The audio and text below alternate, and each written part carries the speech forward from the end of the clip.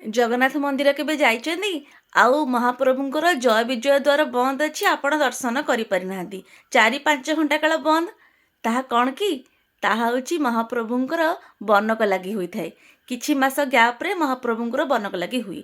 काहेकि ना महाप्रभु श्रृंगार प्रिय, निजको सजे हेबाको बहुत भल पाती, जेमिति आमे माने निजको सजे हेइथाउ सेई भଳି। एबे से बनक लागि कौन? ताहा होछि महाप्रभुंकर श्रृंगार। महाप्रभु श्रृंगार प्रिय। कालिया रसिक रजा ना, कालिया रसिक रजा, रजा पाई नीति मल्ली फूल खंजा ना पिंजरी पिंजा, रजा पाई नीति मल्ली फूल खंजा ना पिंजरी पिंजा। महाप्रभु जेहेतु श्रृंगार प्रिय, महाप्रभु को बनक लगी होइथे से नीति रे महाप्रभु श्रृंगार करा जाए। बनरु जात द्रव्य जो थाए कस्तूरी, हरिताल, हेंगुळ, शुभ्र शंखरंग, प्राकृतिक कला, ये सबू को नहीं चतुर्थामूर्ति को सजा होता है, श्रृंगार होता है। ताहा पुणी केबे हुए ना किछि किछि मास गैप रे होता है। जेहेतु बनरु जात द्रव्य ताहा कहती बनक, से सब बन रे मिले। से बनक महाप्रभु को लगी महाप्रभु श्रृंगार होइथिबारु ताको कहा जाए बनक लगी सेवा। आउ एही सेवा वर्षरे किछि किछि मास गैप रे होइथा है। जेमिति कि वर्षर आरंभ सेवा केबे हुई जानती?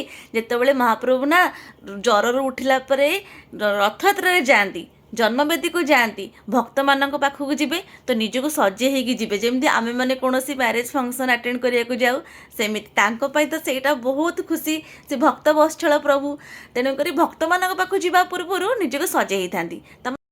फास्ट बनक लगी ज्वर उठिला परे महाप्रभुंकर होता है। ताहा कहती नव यौवन दर्शन। तापर प्रभु बाहरती यात्रा रे जन्मवेदी को, सेति बेले पहंडी रे सेवायत सेवारे कला धला मिसी पूरा जाछाता होता है। एवं जेतले जन्मवेदी रे आड़प मंडप रे थांती, महालक्ष्मी जो दिन जीवे हेरा पंचमी रे ता पूर्व दिन एमिति कला धला हेइचे, माँ देखले मते कोन कहबे मो स्वामी केमिति हेइची। तेणुकर से निजको सजाई हुए कौ दिन ना हेरा पंचमी पूर्व दिन महाप्रभुंर सज होता है। आउ थे सेकेंड सज से होता है जन्मविधि थे। तापर एमती वर्षर किछि किछि मास गैप रे महाप्रभु को निजको सजा होता है, श्रृंगार होता है, बनक लगी होता है।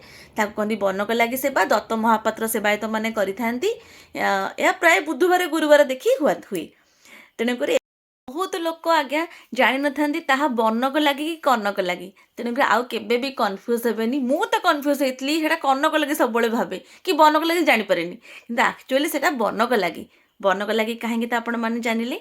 तो आउ जदि सेमती किछि कोन मन को प्रश्न कन्फ्यूजन थाए ताले मते जणेबे। मु निश्चित भाव चेष्टा करी किछि नॉलेज आनिकी बाहर सोर्स रु आनिकी आपण सहित शेयर करी। Thank you.